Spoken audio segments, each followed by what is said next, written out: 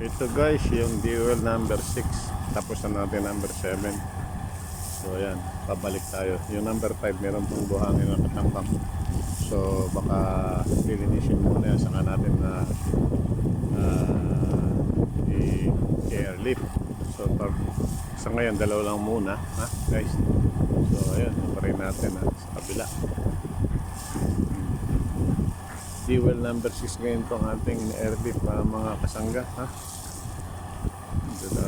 So pagkatapos nating i-airlift ito, uhulugan na natin ang pump, dewatering pump, para magamit na natin, bababa na yung tubig. So pwede na natin hukayin itong medyo mataas na to. Yung kasi sa baba na okay na yon, meron ng dewatering na 4 na tumatakbo.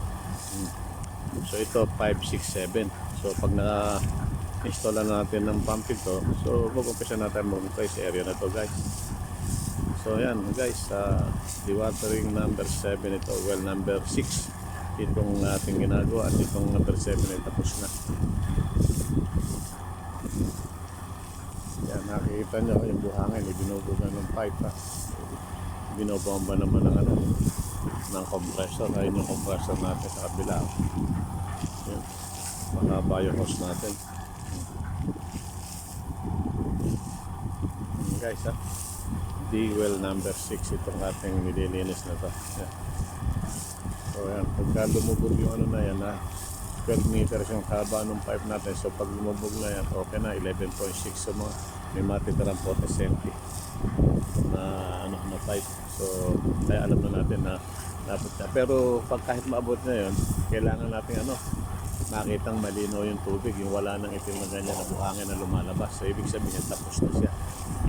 Guys, so yan lang guys, yung ating dewatering number 6 in progress of linis ng airlifting. So pag natapos yan, nakikita natin malinaw na ang tubig guys.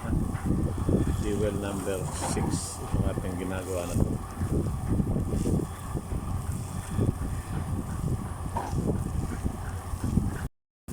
Yan guys, tapos na rin natin linisin ito ng ating dual number 6 yan. Pinipinis na lang natin. So pagkatapos yan, lalagyan na natin siya ng dewatering pump para gumana na yung well. Pag malinaw na tubig, ihinto na natin yung airlifting guys.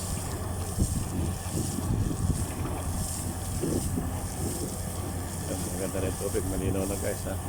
So ipipinish na lang natin. So yan, well number 6 is almost done guys ha. Naabot na natin yung 11.6 na requirement na depth.